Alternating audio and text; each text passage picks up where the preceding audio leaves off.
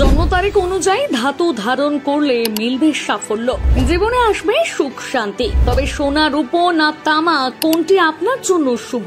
আপনার জন্ম তারিখ অনুযায়ী কোন ধাতু পরবেন জেনে নিন জ্যোতিষীর কাছে।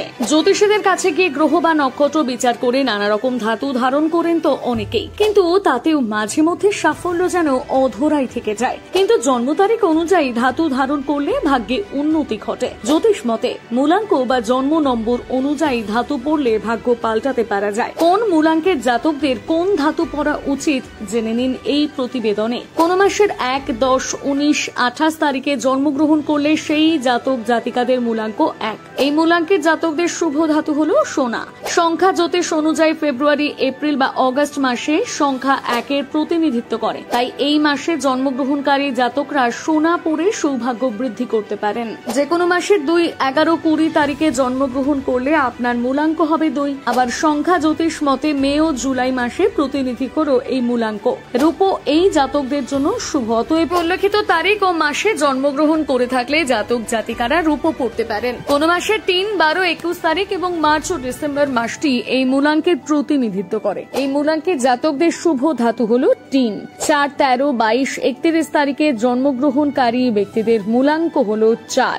আবার ফেব্রুয়ারি, এপ্রিল এবং অগস্ট মাস 1 মূলাঙ্কের পাশাপাশি 4 সংখ্যারও প্রতিনিধিত্ব করে। জ্যোতিষ মতে ইউরেনিয়াম এই মূলাঙ্কের জন্য শুভ ধাতু। অতএব উল্লেখিত মাস ও মূলাঙ্কের জাতকরা ইউরেনিয়াম ধারণ করলে শুভ ফল লাভ করতে পারে। আপনার জন্ম তারিখ 5, 14 বা 23 হলে আপনার মূলাঙ্ক 5। রূপো এই মূলাঙ্কের জাতকদের জন্য শুভ। জুন এবং সেপ্টেম্বর মাসে এই সংখ্যার প্রতিনিধিত্ব করে। তাই এই মাসে জন্মগ্রহণকারীরা রূপো ধারণ করতে পারেন। যে কোনো মাসে 6, 15 ও 24 তারিখে জন্মগ্রহণকারী ব্যক্তির মূলাঙ্ক হলো 6। আবার মে বা অক্টোবর মাসটি 6 সংখ্যার প্রতিনিধিত্ব করায় এই মাসে জন্মগ্রহণকারীরা তামা ধারণ করে জীবনে সুখ সমৃদ্ধি লাভ করতে পারে। ফেব্রুয়ারি, জুলাই বা অগস্ট মাসে জন্মগ্রহণ করলে অথবা যে কোনো মাসে 7, 16, 25 তারিখে জন্মালে সেই জাতকদের মূলাঙ্ক হবে 7। এই মূলাঙ্কের জাতকরা ইউরেনিয়াম ধারণ করলে শুভ ফল পাবে। সীসা 8 মূলাঙ্কের জাতকদের শুভ ধাতু। যে কোনো মাসের 8, 17 বা 26 তারিখে অথবা জানুয়ারি এবং অক্টোবর মাসে জন্মগ্রহণ করলে